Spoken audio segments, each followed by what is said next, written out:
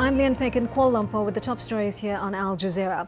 Opposition leaders in Kyrgyzstan now claim to be in control of the government following deadly protests in the capital. Kyrgyz President Kurmanbek Bakiev fled the capital after thousands of demonstrators confronted police in Bishkek. The country's health ministry says at least 65 people were killed and 400 injured in the unrest. U.S. security officials say a man detained after a disturbance on board a domestic flight had probably been smoking in a toilet. Investigators say the incident appears to be a misunderstanding.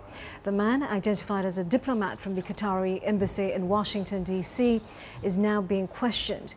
He was flying from the U.S. capital to Denver. Thailand's government says it has shut down the television channel belonging to the red shirt anti-government protesters. The measures are part of the state of emergency now in force in Bangkok. Prime Minister Abhisit Wechawiwa declared the emergency on Wednesday night, but the protesters have vowed to challenge the decree. Military checkpoints have been set up around Bangkok to stop more red shirt demonstrators from entering. Flooding and mudslides in Brazil have claimed more lives, with 145 people now known to have been killed.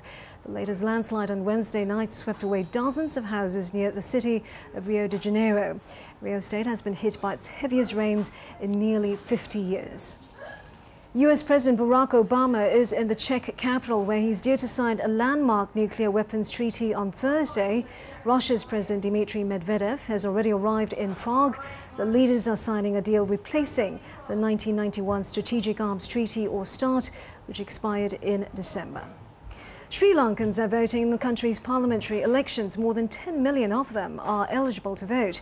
The coalition led by President Mahinda Rajapaksa is trying to shore up power by winning a two-thirds majority. The poll is the second national vote after the civil war between the government and the Tamil Tigers ended last May. And more news, as always, on our website aljazeera.net/English.